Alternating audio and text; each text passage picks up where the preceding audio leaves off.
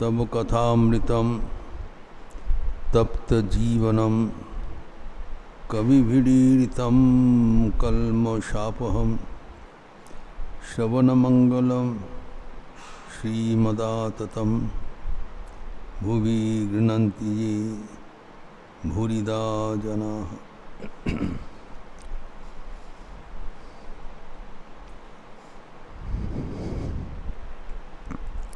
Let us resume our discussion on Sri Ramakrishna's spiritual discourses with his intimate devotees at Shampukur House in North Kolkata, dated 18th October 1885.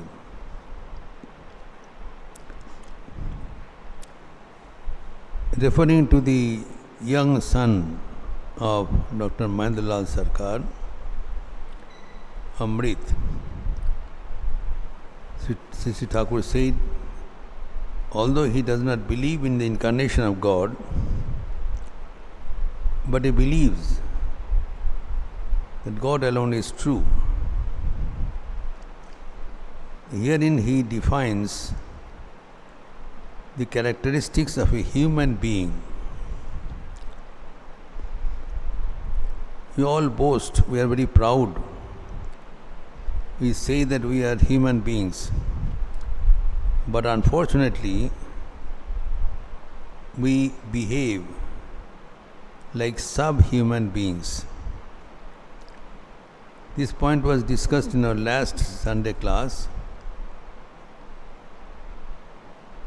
Despite our intelligence, despite our achievements in this world, academically and otherwise, financially and otherwise, sociologically and otherwise,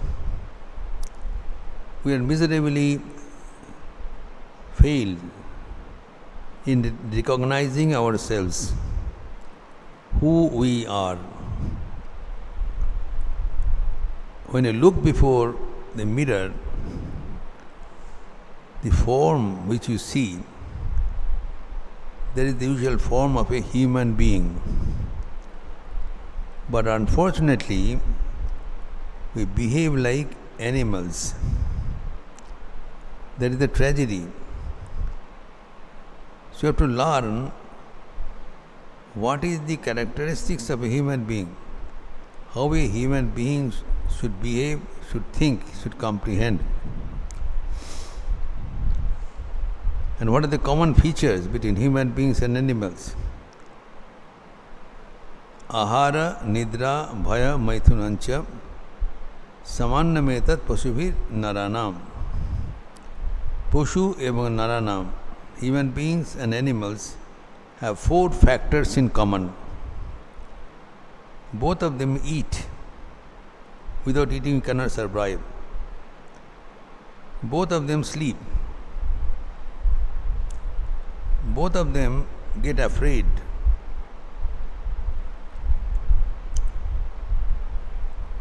Fear of what? Fear of death. Everybody is afraid of death. It may come any moment. There is no harm. That is the common characteristics of an animal and a human being.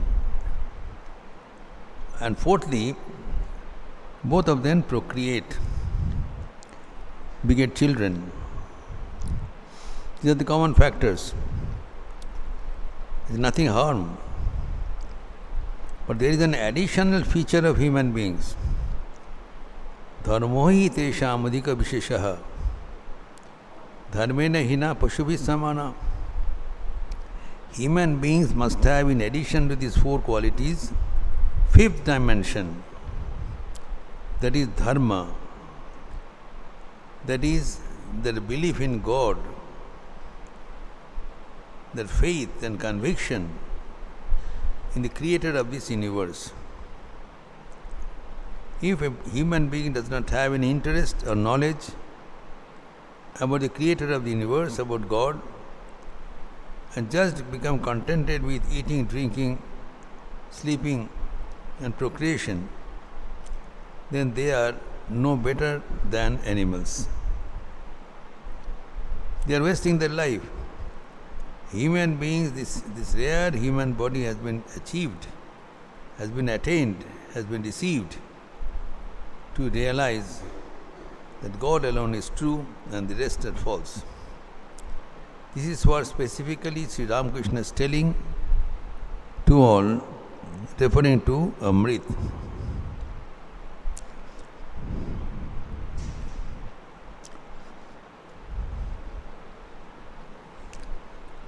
This appears in the fifth part of the Sri Ramakrishna Kathamrita and 20th chapter and third section.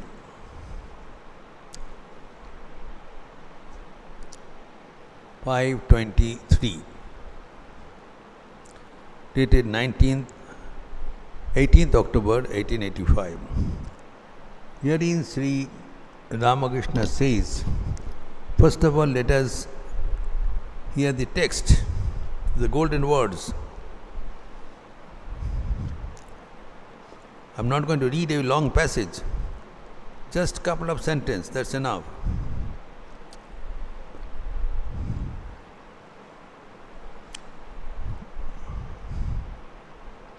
He alone is a man whose spiritual consciousness has been awakened.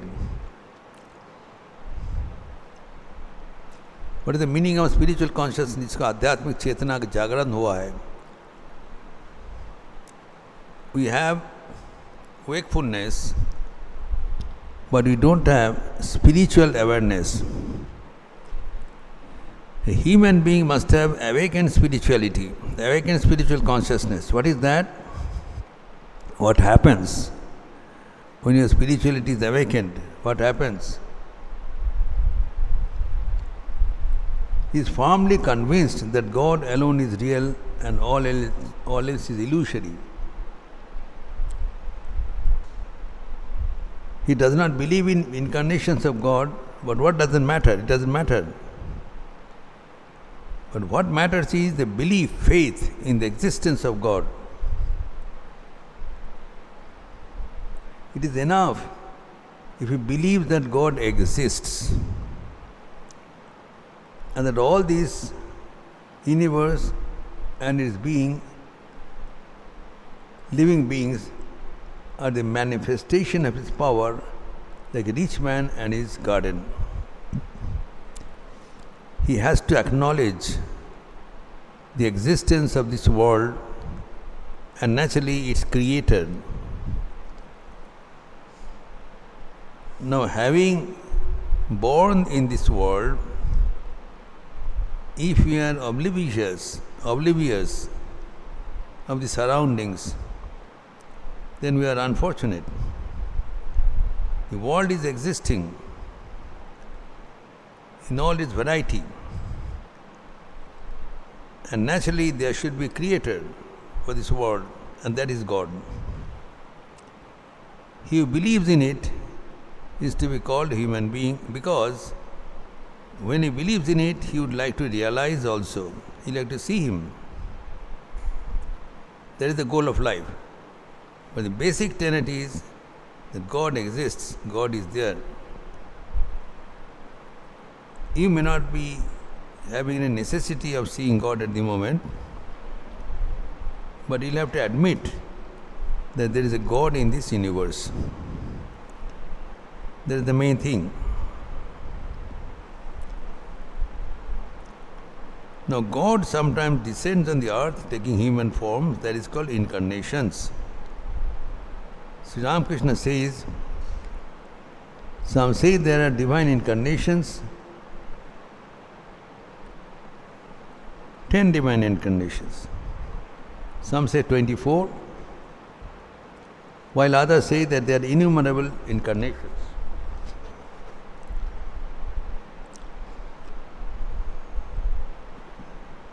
If you are anywhere, if you see anywhere a special manifestation of God's power, you may know that God has incarnated Himself there. That is my opinion. Now there is a controversy that though we see the world, the Creator is not visible. It is a conjecture.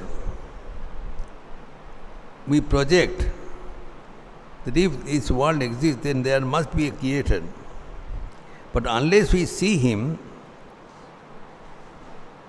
we are not convinced. A scientific student develops his conviction on actual verification. So unless God is verified as true, we see Him, we cannot be convinced. Now Sri Ramakrishna says, wherever there is an excellence, there the special manifestation of God exists. That is the solution. All are not equal. Sometimes there will be special manifestations. Someone is very excellent, a very excellent artist, the best student of the class, very rich person, has certain rare qualities. So that confirms that something special is present within that person. And that is the manifestation of God. Now this matter has been discussed in detail in the Bhagavad Gita, chapter 10, Vibhuti Yoga, where Arjuna says that God is present everywhere. But how will I know where He is specially manifestation? It's difficult. Throughout the world God is present. Where to find Him? Where to seek Him? So Sri Krishna Himself replies, chapter 4, at the end of the chapter he says, now first of all he gives and narrates a list of items where God is specially manifested, the best of the kind. The tallest mountain, Himalaya, is the manifestation of God. There is the Vibhuti. The greatest river, Ganges, Ganga, is His Vibhuti, His talent. Now, likewise, the best of its kind is earmarked for God.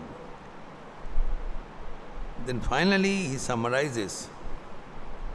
He says in the Bhagavad Gita, 10th chapter, and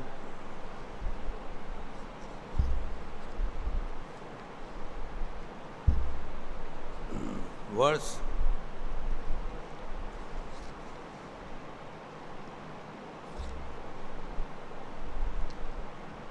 41. 10th chapter, verse 41, Sri Krishna says, Jad jad vibhuti mat sattvam Srimat urjitam eva va tat tad eva avagachatvam mama tejo angsha sambhavam.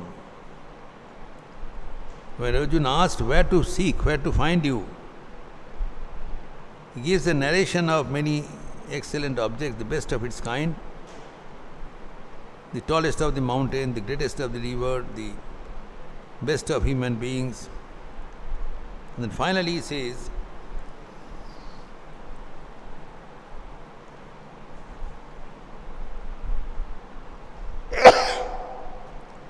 wherever you find excellence, definitely you know that I am present there. So excellence is found everywhere. In a class, there will be best student.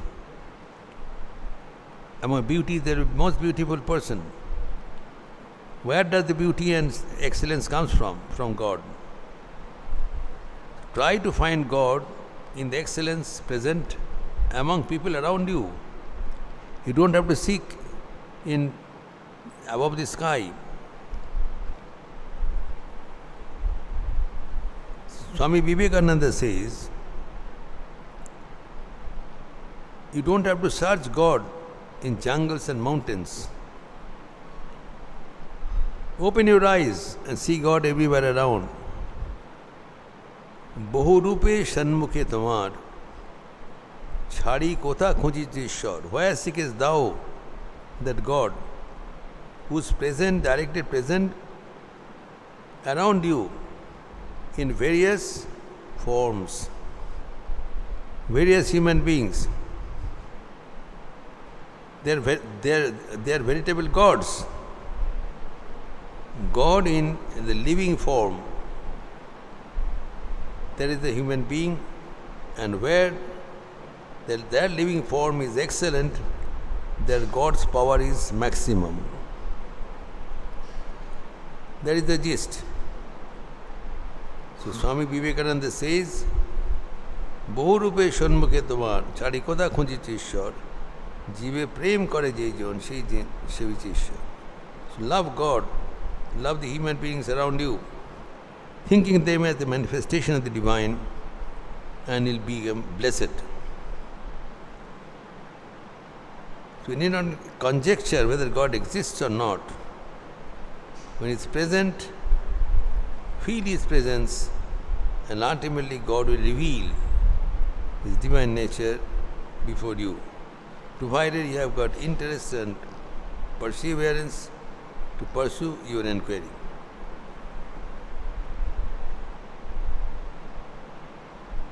Now here, Sri Ramakrishna is inviting his devotees to be truly spiritual, before that to be human. We must be human, behave like human beings, and characteristics is that there is a God in this universe. To serve that God, visible God, is the goal of life.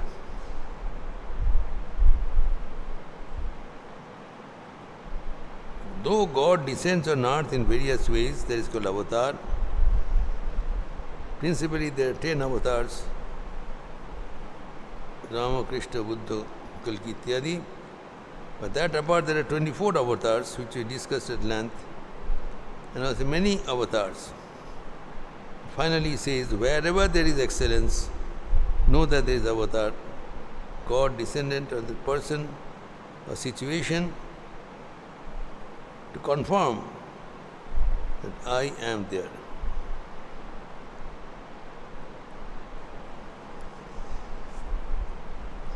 And whenever there is meeting of the divine with the human being, wonderful thing happens. We become joyful.